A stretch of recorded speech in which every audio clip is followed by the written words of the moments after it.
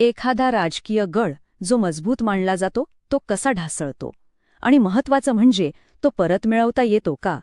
याच प्रश्नांची उत्तरं शोधण्यासाठी चला आज औरंगाबाद पूर्व मतदारसंघाच्या राजकीय परिस्थितीचं विश्लेषण करूया.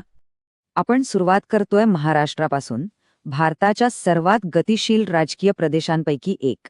आणि इथे एका विशिष्ट मतदारसंघाचा आपण इतका सखोल अभ्यास करणार आहोत की आपल्याला अनेक प्रश्नांची उत्तरं आपोआप मिळतील. तर मूळ प्रश्न हा आहे, राजकीय जनादेश मिळतो कसा, तो जातो कसा आणि तो परत मिळवण्यासाठी काय करावं लागतं? हाच प्रश्न आपल्या या संपूर्ण विश्लेषणाचा केंद्रबिंदू असेल. चला आता औरंगाबाद पूर्व मतदारसंघाला जरा जवळून पाहूया. कोणत्याही राजकारणाचं मूळ हे तिथल्या मातीत, तिथल्या लोकांमध्ये असतं. तर सर्वात आधी आपण तिथली सामाजिक आणि आर्थिक रचना म्हणजे तिथली मानवी जमीन कशी आहे हेच समजून घेऊ. औरंगाबाद पूर्व एकेकाळी हा एक मोठा भरभराटीचा औद्योगिक पट्टा होता. पण आज परिस्थिती बदलली आहे. अनेक आर्थिक आव्हानं समोर आहेत. आणि इथली सामाजिक रचना बघितली तर मराठा, ओबीसी, मुस्लिम आणि दलित समाज या सर्वांच्या अस्तित्वामुळे इथलं सामाजिक आणि राजकीय समीकरण खूपच गुंतागुंतीचं झालंय. ठीक आहे, आता वळूया आकडेवारीकडे. पण लक्षात ठेवा, हे फक्त आकडे नाहीत, ही एक कहाणी आहे. निवडणुकीचे आकडे हे कालांतराने झालेल्या राजकीय बदलांची मानवी कहाणी सांगतात.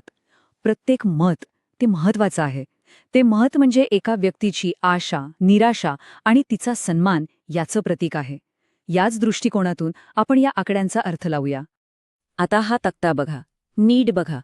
2004 साली काँग्रेसला जवळजवळ 48% मतं मिळाली होती. एक मोठी आघाडी होती. पण त्यानंतर काय झालं? पक्षाच्या मतांची टक्केवारी सातत्याने घसरत गेली आणि 2019 मध्ये धक्कादायक थेट शून्यावर आली. हा जो आलेख आपण बघतोय ना, तो हीच गोष्ट अधिक स्पष्ट करतो. 2004 मधला तो उंच स्तंभ आणि 2019 मधला 0. ही घसरण किती मोठी आणि आश्चर्यकारक आहे हे बघा. फक्त 3 निवडणुकांच्या काळात एक मजबूत पक्ष इतका कमकुवत कसा होऊ शकतो? आणि या घसरणीचा वेग बघा. फक्त 2009 ते 2014 या 5 वर्षातच काँग्रेसची 2/3 मतं कमी झाली. ही काही सामान्य गोष्ट नाहीये. हेच ते चिन्ह होतं. पक्षाच्या वर्चस्वाच्या अंताची ती एक प्रकारची नांदी होती. मग प्रश्न उरतोच की ज्या पक्षाला जवळजवळ अर्धे मतदार मतं देत होते, ते मतदार अचानक गेले कुठे? या प्रश्नाचं उत्तर मिळालं की आपण काय झालं यावरून हे असं का झालं याच्या मुळाशी पोचू. चला तर मग या राजकीय बदलाची आपण एक प्रकारे शल्यचिकित्सा करूया. या नाट्यमय परिवर्तनामागे नेमकी काय कारणं होती हे आपण आता खोलात जाऊन तपासू. या बदलाची 3 मुख्य कारणं आहेत, 3 महत्वाचे टप्पे आहेत. पहिलं 2009 मध्ये मतदारसंघाची पुनर्रचना झाली आणि सगळं सामाजिक गणितच बदललं. दुसरं 2014 मध्ये MIMचा प्रवेश झाला, ज्यामुळे एका विशिष्ट मतपेढीला लक्ष्य केलं गेलं. आणि तिसरं 2019 मध्ये काँग्रेसने उमेदवारच दिला नाही, ज्यामुळे एक मोठी राजकीय पोकळी निर्माण झाली. तर मग मूळ गणित काय आहे ते अगदी सोपं आहे. एका बाजूला भाजपचा एकसंध जवळपास 48% मतांचा मतदारसंघ आहे आणि दुसऱ्या बाजूला धर्मनिरपेक्ष मतं, ती MIM, राष्ट्रवादी काँग्रेस आणि इतर पक्षांमध्ये विभागली गेली. आणि जेव्हा मतं अशी विभागली जातात तेव्हा त्याचा थेट फायदा कोणाला होतो हे आपल्याला माहिती आहे. हेच गणित भाजपच्या विजयाचं मुख्य कारण ठरलं. आणि इथे एक गोष्ट लक्षात ठेवणं महत्वाचं आहे. लोकशाहीत मतं व्यक्त करण्याचा अधिकार सर्वांना आहे, पण जबाबदारीने बोलणं, एकमेकांचा सन्मान करणं ही सुद्धा आपली घटनात्मक मूल्ये आहेत. विचारांमध्ये भिन्नता असू शकते, पण समाजात सलोखा टिकवून ठेवणं हे प्रत्येकाचं कर्तव्य आहे. निवडणुकीचं गणित महत्वाचं आहेच, पण त्यापेक्षाही महत्वाचे आहेत ते लोक. आता आपण या गणिताच्या पलीकडे जाऊन तिथल्या लोकांच्या खऱ्या समस्या काय आहेत, त्यांच्या गरजा काय आहेत हे समजून घेऊ.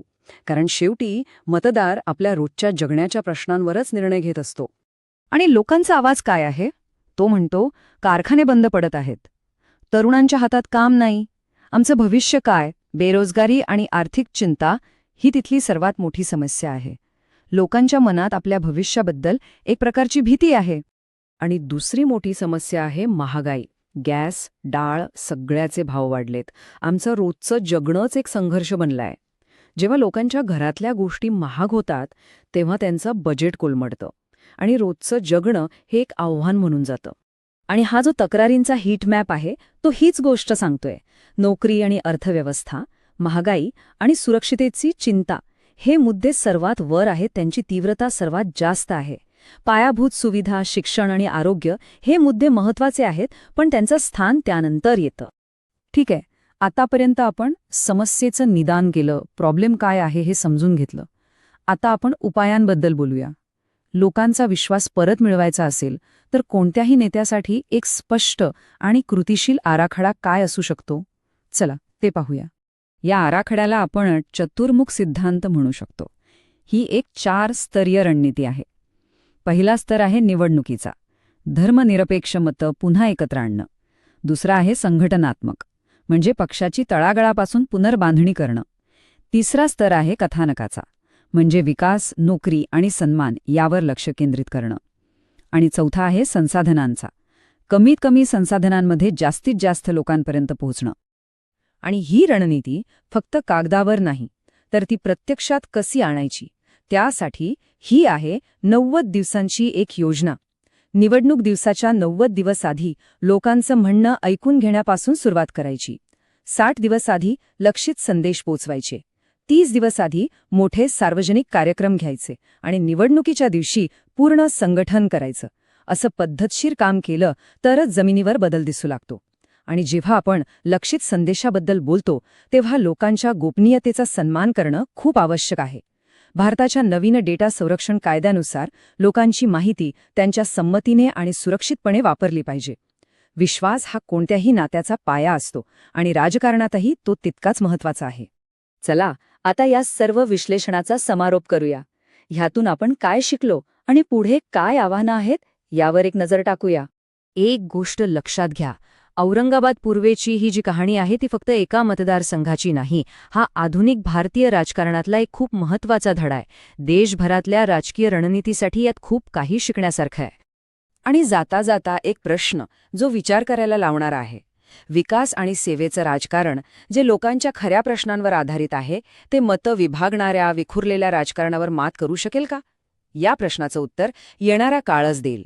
जर तुम्हाला एक लोकाभिमुख नेता बनायचं असेल आणि आपल्या मतदारसंघाचा विकास करायचा असेल तर blueprintstrategies.ai शी संपर्क साधा.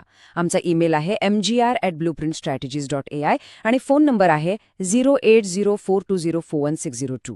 राजकारणापलीकडचा एक उद्देश.